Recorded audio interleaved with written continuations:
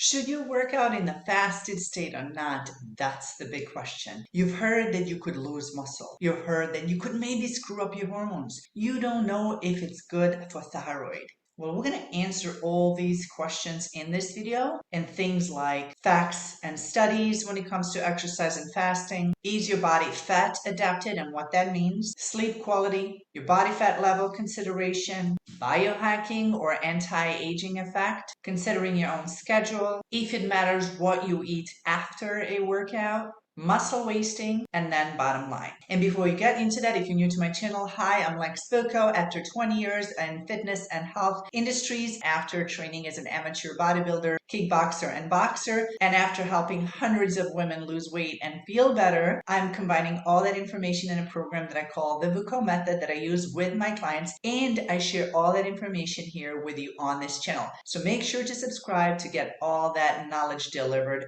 to your phone. Okay, so let's get right into it. When it comes to facts and studies on exercise and fasting, you have to remember that exercise is stress on the body. Healthy stress, short-term stress with long-term health effects. Fasting is the same. It's also the stress on the body. So whenever the body goes for a bit of short-term stress, it's basically getting stronger. But long-term chronic stress is never good for the body. No creature on this planet Earth was created for long-term stress. Yet most of us live it daily. So if you're using both extreme fasting and extreme exercise at the same time, you are now compounding that to possibly even more stress that you're having in your environment or your thoughts, and it's going to take that much longer for your body to recover. Remember, short-term, short stress, great. Long-term, no bueno. And it may even feel good temporarily, but over time, you can mess up your hormones, your thyroid, your adrenals as well, because the body is never getting enough rest and recovery time. Now, when it comes to fasting and exercise, there have been studies done on people who have trained fasted and not ate afterwards, people who have trained fasted and ate right afterwards, people who have trained while they're not fasting, and so on. And the conclusion basically is that there is no significant difference if you train in a fasted state or non-fasted state. The only difference is if you train in a fasted state and don't eat for hours afterwards and don't take anything to feed your muscle, over time there will be muscle loss. Over time, not immediately. So what do you prefer? Let me know in the comments. I personally really dislike training in a fasted state. Now, some people love it. So should you train fasted or not fasted? I personally do not recommend it for women because of things like fat adaptation, sleep quality, changes in hormones throughout the month, and body fat level of each person, and I'm about to address each. So is your body fat adapted? Meaning, is your body used to using body fat for energy? If you are used to fasting, if you're used to eating more keto-ish, like more higher fats and lesser carbs, your body is probably fat adapted, which means it's been trained to use body fat for energy. It just knows how to switch from glucose, which is typically how we live when we're eating all the time, to just fat. Again, if you ever hear runners having that second wind, they probably just used up all that glucose in the body and their body just started kicking in that fat burning zone, converting fat for energy. I can honestly tell you that has never happened to me. Not that I'm a runner, but I never get that second energy. And one could say that my body is not fat adapted. However, I do burn body fat when I'm fasting, and it has to do with my thyroid as well, because in the past I have had thyroid issues, and I'm mentioning that because I want you to be aware of maybe things that you have had happen in the body and how to better your body, how to listen to your body and give it what it needs. And I feel like because I've had issues with thyroid, I need to be a little bit gentler with my body at all times, just because if you've ever had a hypothyroidism, there is a much higher chance that you may deal with it again. Now that leads me into the next one. When I did have thyroid issues, I was in the middle of bodybuilding competitions. I was also running my fitness studio in Tennessee, and I was not getting adequate sleep, which is why I now talk about sleep all the time.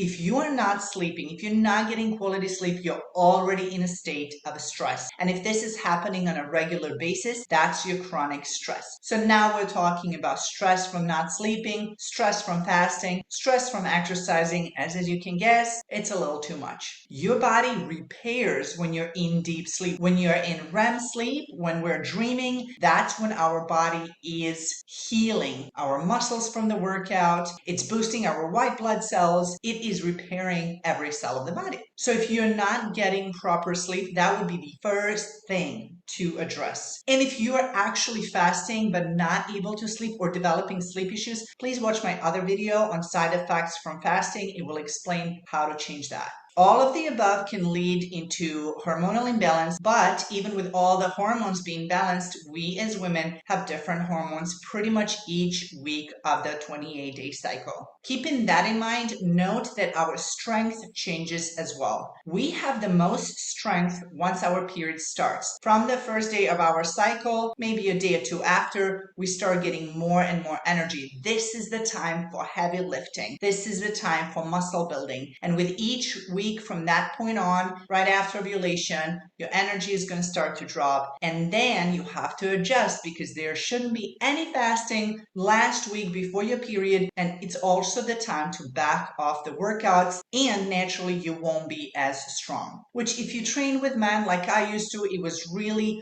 hard on my mind to know that I'm not lifting as heavy as I did 3 weeks ago. It's not about that. We are females. We're different. We need to train for our body, not to train like a man. Another thing you want to take into consideration is your body fat level, body fat percentage at your current time. And the reason is that the leaner you are, the worse of a stress it is on your body, because your body has less resources from which to pull the energy, aka body fat. When I was competing in bodybuilding, we had to go so low on body fat percentage, unhealthy low, that my body started really suffering. That's why my thyroid and adrenals and hormones went out of whack, because my body was trying to tell me that I need to back off. So for us ladies, on the leaner side, you do not want to be 15% or below on body fat. The leanest you want to be is between 16 and 18%. And ideally, you're healthily at about 20% body fat. Because I want you to learn from my mistakes. You don't want to mess up your body and give it so much stress that it cannot recover, because things will start going south. If you're getting value out of this video, please make sure you subscribe and hit the little notification button so you get notified when the new video is coming out. The next thing I want to talk about is how to actually work out to biohack, or in other words, to age reverse, to slow down aging. Only once a week you need to do this type of workout. Even once every 2 weeks is okay. Once a week, you pick a low intensity exercise, such as walking or hiking. Something that can be done for a longer period of time. You do this in the morning on the fasted state, and you do it between 1 and 3 hours. That's it. That's all you need to do in a fasted state to get the biohacking effect. Now, I'm not saying this is the only workout you should do. I am just adding more information to you as to what you can do in a fasted state to further better your body. By the way, leave me a comment below. Let me know, do you like to train fasted or not? Have you tried it or not? Next thing to consider is your schedule. For example, my energy is higher in the evening than it is in the morning. So when I work out late afternoon or evening times. And I have to take that into consideration when it comes to my fasting protocol. And I actually like to start eating around 11 a.m. That's when I get hungry, and that's when I love to eat. You may be completely the opposite. You may fast throughout the whole day and have bigger lunch or dinner, and you may love to work out in the morning. So you do need to consider your schedule. You are finding a way to work out and fast and sleep that works for you long term. We as females have different set of hormones each week, and therefore our strength will also be different each week. It's not about being all or nothing. It's about listening to your body. Next thing I want to talk about is, does it matter what you eat after your workout, whether it was fasted or not? Now, I have a whole separate video on how to break a fast, and you may want to check that out. But when it comes to a post-workout meal, this is the best time for simpler carbs and protein because you're wanting to deliver that protein to your muscles as soon as possible. This is the time to stay away from fats or fiber, no matter how healthy they are, if possible. And there's also supplements called BCAAs, branched chain amino acids, which would technically break your fast if you're in a fasted state because they do have calories. However, if you take them mid-workout, they seem to do really well with just feeding your muscle and not necessarily breaking the fast. As to what exactly you're going to eat, once again, a piece of lean meat with some kind of rice maybe would be a really good choice. But the great thing about fasting is once you start clearing your body from all the processed foods and you get in tune with your body will tell you exactly what it needs. And that's why when it comes to exercise and eating and fasting, you want to do everything in a gentle way while observing your body and giving it enough time to adjust. This is not an instant gratification game. This is a game of longevity. And just because something works for you short term doesn't mean that it will long term. The next I want to address is muscle wasting, because you hear these things like, oh my God, if I fast, I'm going to lose my muscle and I worked so hard for it. And there are a couple of schools of thought on this. One is that if you train fasted, you will lose muscle. And the other one is that why would the body lose muscle when it's saving fat for energy? And here I'm going to paraphrase Dr. Jason Fung, who said it the best. Saying that the body saves body fat for energy for a rainy day when the food is not coming, and then saying that it's going to waste muscle when it's fasting, is like saying you're chopping wood for your fireplace when it gets cold, yet in wintertime you throw in your couch in your fireplace. And that's such a great analogy, because why would the body save body fat for energy yet choose to destroy the muscle when it comes to needing the energy? The only way you can really notice a muscle loss is if you always train hardcore in a fasted state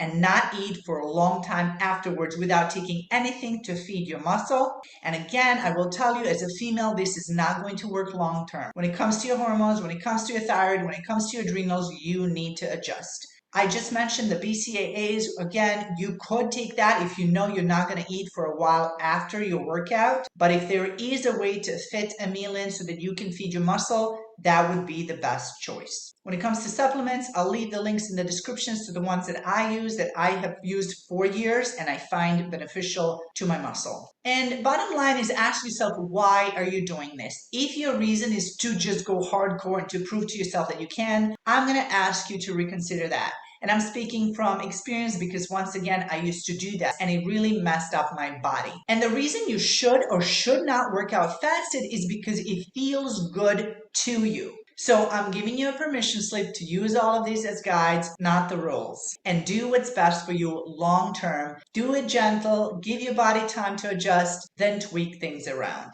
And as a female, notice how your strength changes throughout the month. Don't fast the last week before your period. Do gentler workouts, maybe yoga or walking that week, and take good self-care. If you're getting value out of this video, make sure to subscribe and watch the next video here.